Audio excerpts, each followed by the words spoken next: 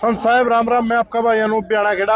आज पहुंचे अस्सी में जो प्रोग्राम है रामपाल जी महाराज का, जबरदस्त प्रोग्राम, विशाल प्रोग्राम। उसी के मध्य एक ताऊ अपने गला है। ताऊ बस सारी बात पूछाएं। ताऊ राम राम। राम राम भाई, राम राम। और फिक्स हो 8 गोटे ठीक से? दया मालिक की, बहुत बढ़िया। कुछ एक साधु था आदित्य वेश, वो ये बोल रहा था जो ये प्रोग्राम करवा रहे हैं इन्हीं पर उंगली उठा रहा है कि ये रामपाल जी महाराज के जो भक्त हैं वो खुद करावा है। देख भाई, ऐसा है, संत रामपाल जी महाराज के भक्ता ने ये प्रोग्राम करवाने की कोई आवश्यकता को नहीं।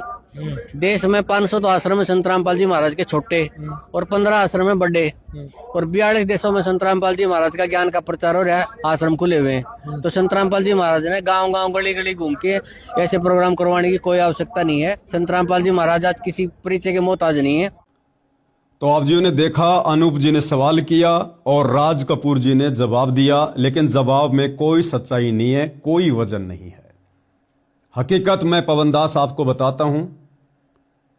दरअसल संत रामपाल जी की जमानत को लेकर शतलोक आश्रम वालों ने पंजाब एंड हरियाणा हाईकोर्ट में याचिका दायर की, लेकिन वो कैंसिल हो गई।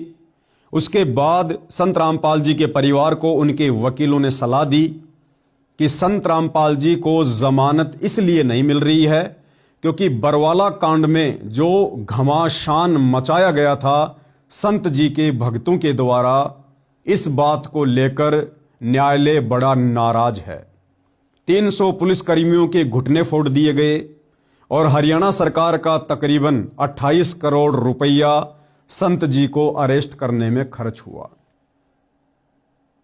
इस कारण से कोर्ट ये मानता है कि संत रामपाल जी की छवि समाज में अच्छी नहीं है।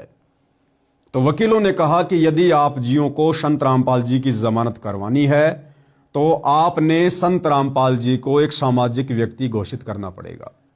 और वकीलों ने संत रामपाल जी के परिवार को सलाह दी कि जिस प्रकार से संत राम रहीम का मैनेजमेंट सामाजिक कार्य करके बार बार राम रहीम जी की जमानत करवा लेता है, उनको पैरोल पर बाहर निकलवा लेता है, इसी प्रकार से आप शतलोक आश्रम वालों ने भी सामाजिक कार्य करने पड़ेंगे। संत रामपाल जी को एक समाज सेवी घोषित करना पड़ेगा। अब भाइयों और बहनों, संत रामपाल जी कौन हैं, क्या हैं, ये अभी तक संत रामपाल जी के परिवार को भी नहीं पता है। बाकी हरियाणा की जनता बेचारी कहां से जान पाएगी। संत रामपाल जी पूर्ण संत हैं। पूर्ण संत की भूमिका स्वयं कबीर देव निभाते हैं, और कबीर देव ही साक्षात सारी सृष्टि के रचनहार हैं, सर्जनहार हैं। सीधा सीधा यह कह सकते हैं कि वर्तमान में संत रामपाल जी स्वयं पूर्ण ब्रह्म परमेश्वर हैं। हालांकि आम लोगों के गले ये बात नहीं उतरेगी। आम लोगों को ये बात 2028 युग परिवर्तन के बाद में अच्छे से समझ में आएगी। हम अपने मुद्दे पर चलते हैं। तो संत रामपाल जी के परिवार ने वकीलों की सलाह पर संत रामपाल जी को एक समाज सेवी घोषित करने के मकसद से एक अन्नपूर्णा मुहिम चलाई। इस अन्नपूर्णा मुहिम के माध्यम से संत रामपाल जी के परिवार ने कुछ लोगों के मकान बनवाए, और मकान बनवाकर जोर शोर से सोशल मीडिया पर उनका प्रचार प्रसार किया। कुछ गरीब घरों में उन्होंने राशन डलवाया। उसके बाद जबरदस्त तरीके से पब्लिसिटी के लिए उसका प्रचार प्रसार किया, और दुर्भाग्यवश उन्हीं दिनों हरियाणा में बाढ़ आ गई, गांव में पानी भर गया, किसानों की फसलें बर्बादी की कगार पर। शतलोक आश्रम वालों को एक अच्छा मौका मिल गया। उन्होंने इस मौके का भरपूर फायदा उठाया और उन गांवों में मोटर और पाइप की व्यवस्था करवानी शुरू कर दी। गांव का पानी निकाल दिया गया।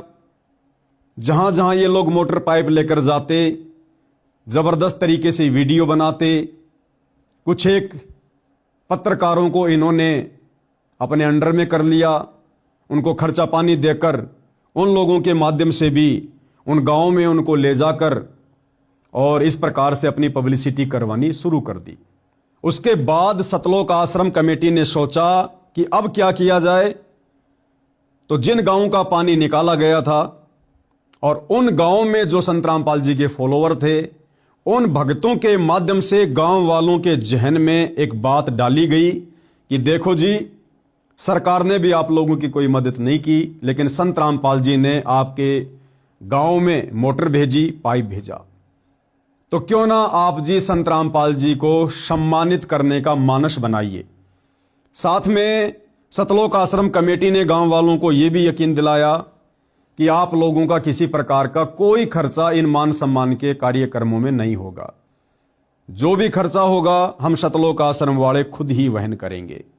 यहां तक कि आप गांव वालों को कार्यक्रम स्थल पर लाने ले जाने का खर्चा भी हम सतलोक आश्रम वाले करेंगे। तो गांव वालों को भला फिर क्या प्रॉब्लम, क्या दिक्कत मान सम्मान के कार्यक्रम में आकर बैठने में। और मान सम्मान के कार्यक्रम की डेट फिक्स की गई। उससे पहले उस स्थान पर टेंट लगाना, भोजन भंडारे की व्यवस्था करना, यानी हर प्रकार से हर प्रकार के मैनेजमेंट को देखना, ये सतलोक आश्रम कमेटी का कार्य बन गया। और जितना भी पैसा इन कार्यक्रमों में खर्च होने लगा, सारा का सारा पैसा सतलोक आश्रम कमेटी उठाने लगी। अन्यथा भाइयों और बहनों, विचार करो, जिन हरियाणा के गांव वालों की अपने गांव का पानी निकालने के लिए 2-4 मोटर और 5-10 हजार फुट पाइप लाने की औकात नहीं, हैसियत नहीं, अगर होती तो संत रामपाल जी के आगे हाथ जोड़कर अर्जी लगाने की जरूरत नहीं पड़ती, पर्ची लगाने की जरूरत नहीं पड़ती। अगर वो गांव वाले सक्षम होते अपने गांव का पानी खुद निकालने में, तो भला क्यों संत रामपाल जी के पास हिसार जेल में अर्जी भेजते, पर्ची भेजते। तो जिन गांव वालों की गांव का पानी निकालने के लिए 4 मोटर लाने की और 5000 फुट पाइप लाने की हैसियत नहीं, औकात नहीं, विचार करो वो गांव वाले संत रामपाल जी के वर्तमान मान सम्मान के कार्यक्रमों में जो करोड़ों रुपया खर्च हो रहा है, भला वो खर्चा गांव वाले कहां से उठा लेंगे। तो ये सारा का सारा जो खर्चा है, ये संत रामपाल जी के परिवार के द्वारा, संत रामपाल जी की लाखों की संख्या में जो संगत है, उसके दान धर्म से किया जा रहा है। इसमें गांव वालों का किसी प्रकार का कोई रोल नहीं है। गांव वालों का 1 रुपया भी इन मान सम्मान के कार्यक्रमों में नहीं लग रहा है। दूसरी बात, ये जो प्रवक्ता है राज कपूर, जो पत्रकार के सवाल का जवाब देते हुए कह रहा है कि संत रामपाल जी को इस प्रकार से मान सम्मान करवाने की कोई जरूरत नहीं है। संत रामपाल जी के तो देश विदेश में 500 नामदान केंद्र हैं, यानी छोटे आश्रम हैं, और 15 संत रामपाल जी के बड़े बड़े आश्रम हैं। भाई और बहनों, संत रामपाल जी के ना ही तो देश विदेश में 500 छोटे आश्रम हैं, और ना ही संत रामपाल जी के देश विदेश में 15 बड़े बड़े आश्रम हैं। 2014 बरवाला कांड के बाद देश भर में जो छोटे छोटे 500 नाम दीक्षा केंद्र और जो बड़े बड़े 15 आश्रम खोले गए हैं, ये संत रामपाल जी के परिवार के द्वारा अपने धार्मिक धंधे को बनाए रखने के लिए और अपनी राजनीतिक रोटियां सेकने के मकसद से बनाए गए हैं। संत रामपाल जी का हिसार जेल से नाम दीक्षा केंद्र खोलने का या कोई भी आश्रम खोलने का किसी प्रकार का कोई भी आदेश नहीं है। संत के आदेश उनके प्रवचनों से पता चलते हैं। संत रामपाल जी जगह जगह आश्रम खोलने की व्यवस्था के पक्ष में नहीं थे और ना आज वर्तमान में है। सन 2004 का संत रामपाल जी का आपको एक छोटा सा सत्संग सुना देता हूं, क्योंकि जो परम संत होता है उसकी बातें कभी भी दोगली नहीं होती हैं।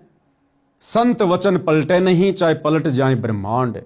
तो 2004 में संत रामपाल जी ने अपनी संगत में, अपने प्रवचन में अन्य धर्म गुरुओं के द्वारा जो जगह जगह आश्रम खोल दिए गए हैं धार्मिक धंधे के लिए, लोगों को मूर्ख बनाए रखने के लिए, संत रामपाल जी ने तो उन संतों का भी विरोध किया और स्पष्ट रूप से कहा कि वो काहे के संत, काहे के मार्गदर्शक, जिनके एक एक शहर में 25-25 आश्रम बने हुए हैं। और संत रामपाल जी ने संत की परिभाषा को समझाते हुए बताया कि संत वो होता है जो केवल एक आश्रम बनाकर रहे और उसी आश्रम में प्यार प्रेम से रहे, अपने प्रवचन करे। और जो जगह जगह आश्रम खोलता है, संत रामपाल जी ने उसको संत भी नहीं बताया। तो सोचने की बात यह है कि जगह जगह आश्रम खोलने के विरोध में संत रामपाल जी आज भला जगह जगह ये 15-20 आश्रम और 500 छोटे छोटे आश्रम खोलने के पक्ष में कैसे आ जाएंगे। तो भाइयों और बहनों, एक छोटा सा सत्संग संत रामपाल जी के मुख कमल से आपको सुना देता हूं, उसके बाद फिर हम आगे बात करेंगे। सुनिएगा। कबीर साहब कहते हैं, राज्य तजना सहज है, सहज त्रिया का ने, मान बढ़ाई ईर्षा, दुर्लभ तजना ये। और ये नहीं तजी तो इतना मुक्त नहीं हो सकता करोड़ जन्म भी। प्रभु की प्रेरणा पाकर राज्य भी छोड़ सकता है, अपने प्रिय से प्रिय पत्नी को भी त्याग सकता है।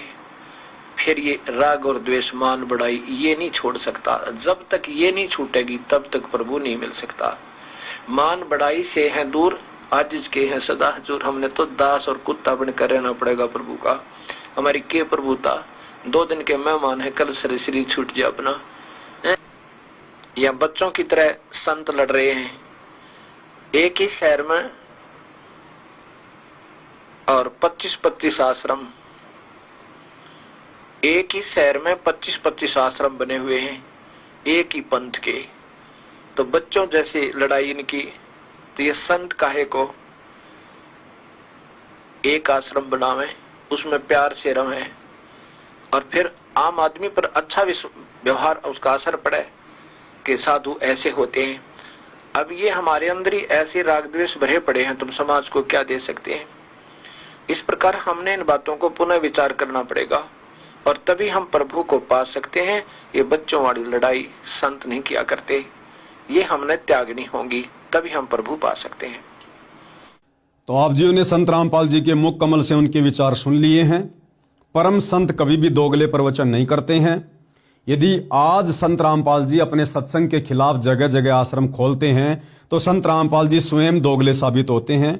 तो 2014 बरवाला कांड के बाद ये जितने भी आश्रम खुले हैं, जितने भी नाम दीक्षा केंद्र खुले हैं, ये सब संत रामपाल जी के परिवार की धार्मिक धंधे को बनाए रखने के लिए, संगत से चंदा इकट्ठा करने के लिए, ये उनकी सुनियोजित प्लानिंग है। इसमें संत रामपाल जी का किसी भी प्रकार से कोई आदेश नहीं है, और ना ही आप जियों ने 2014 बरवाला कांड के बाद हिसार जेल से संत रामपाल जी के मुख कमल से इस प्रकार का कोई आदेश सुना होगा कि ये जितने भी आश्रम खोले गए हैं ये मेरे ही आदेश से खोले गए हैं।